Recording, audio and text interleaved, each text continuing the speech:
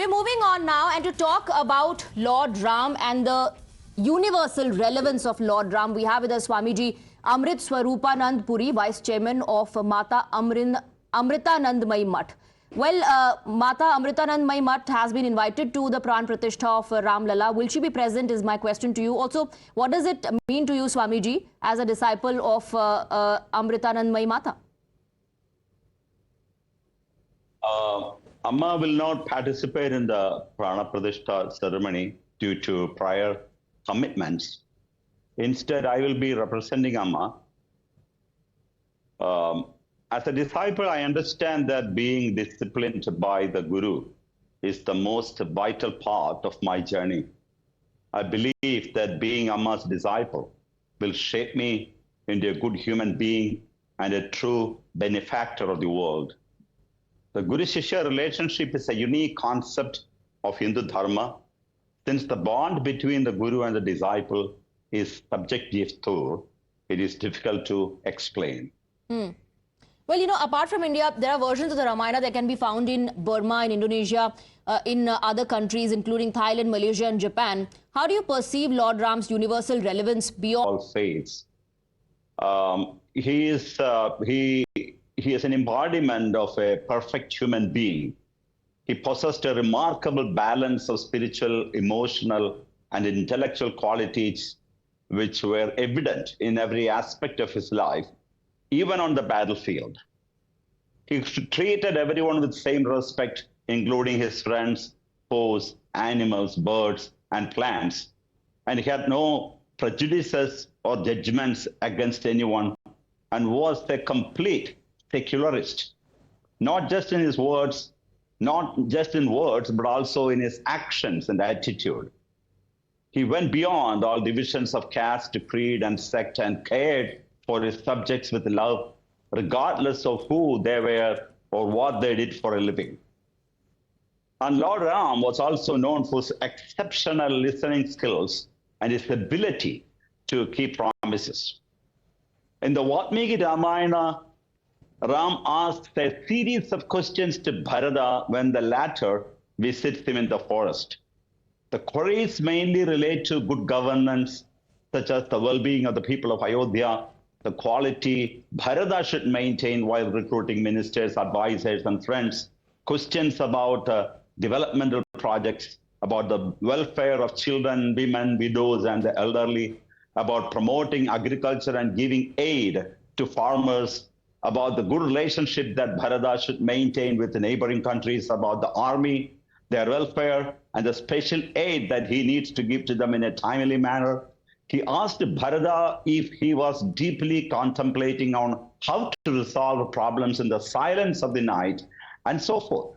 In fact, that conversation between Ram and Bharata lays the foundation of the concept of Rama Rajya. And these qualities and whatever Rama suggests as good governance is applicable why Rama is still worshipped by people from different walks of life and countries outside India.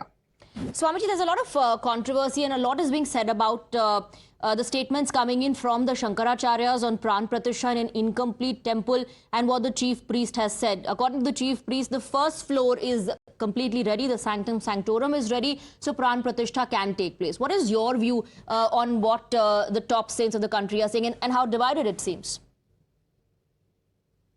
Yeah, there are different traditions. For example, in the south of India, there's an entirely different tradition, and they observe a certain set of rules and regulations while performing the consecration ceremony of a temple. And in Kerala, it is different. In Tamil Nadu, it's different. North India is different. So I don't think any one person can say that this is the only right way to perform a consecration ceremony. So, I don't want to comment on that. I mean, the difference between the acharyas or the spiritual gurus, but there is a difference between traditions. And what do you have to say, Swamiji, about the politics that is happening around it? Has Ram now become the focal point in political discourse in India?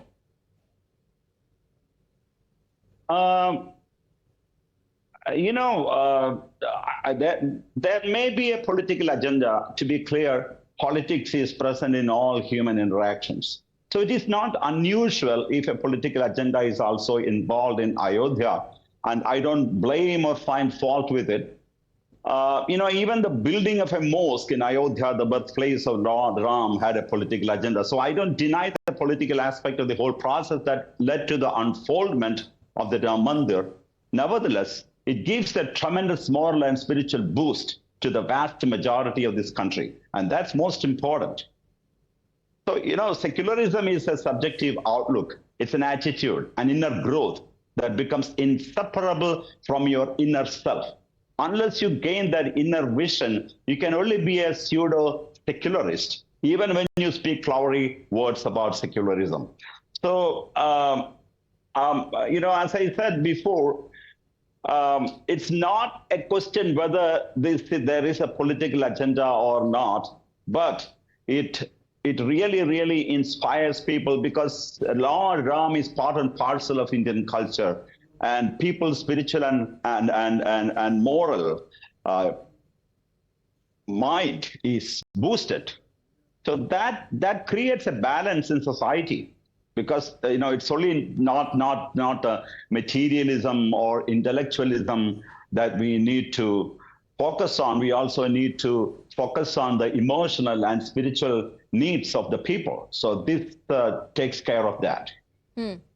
There's often a debate on the North-South divide, and it comes to fore on this issue as well. But perhaps you can throw more light on the pan-India appeal of Sri Ram, and about his Vanvas, that journey from Ayodhya to Chitrakoot to Panchvati and to Karnataka, and finally Rameshwaram. Yeah. Lord Ram doesn't belong to a certain place, a certain territory, or a certain city, because when we speak about Lord Ram, we are actually speaking about the qualities of that person, not just the physical form that belong to a certain territory or a certain country or a certain city. The qualities Rama embodied, that he practiced, is universal. They're all universal. Peace is universal. Compassion is universal. Equal vision is universal. Love is universal. So those were the qualities that Ram manifested, practiced, whether he was in Ayodhya or he was in the forest or even in the battlefront while confronting Ravana. So those qualities cannot be limited to a certain area or a certain place or a certain country. So that's the relevance of Lord Rama. Well, the government of India had appointed Amma as the chair of Civil 20, which is an official engagement group of the G20. And the G20 was quite successful, with India establishing itself as one of the most reliable countries in the world. Now, do you think India has been successful in giving an international platform to the humanitarian and non-government or non-business voices? Certainly. C20, India showed an exceptional level of engagement with the civil society during its historic gathering, which involved participation from 154 countries. And this gathering consisted of over 12,000 events held in almost every state of India and many abroad, including policy discussions and mass outreach events conducted both in person and online. The engagement extended to over 6,000 CSOs and organizations, which marked a tenfold increase from previous years. Within a short span of just 9 months, C20 India reached out to more than 4.5 million people. The groundbreaking efforts of C20 India highlighted its unparalleled commitment to civil society, resulting in tangible outcomes such as a 240-page policy pack, 60 white papers, and a worldwide grassroots survey conducted across 43 countries. So under C20, under Amma's guidance, truly inspired the participants to G20's theme, emphasizing global unity. That is, Vasudhaiva Kudumbakam, the world is one family, one earth, one future.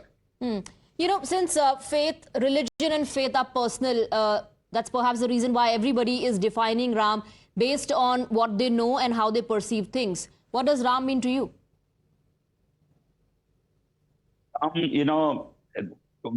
Ram is exactly what Amma said.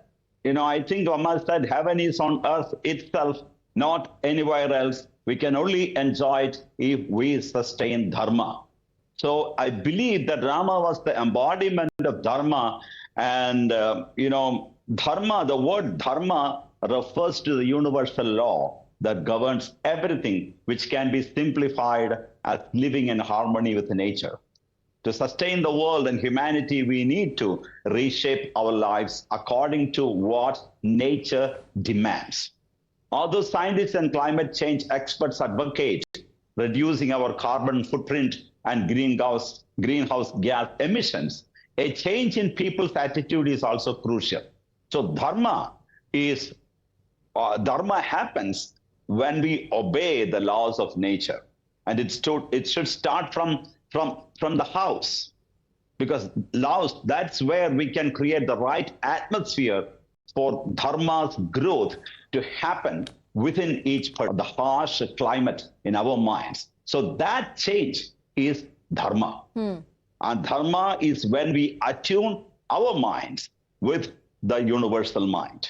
Well, Swamiji, thank you very much for joining us. The viewpoints and the thoughts of the spiritual gurus also does not seem to be dousing the political fire, which is only raging as we near the consecration ceremony. Thank you very much, Swamiji. With that, thank you to viewers as well for watching us.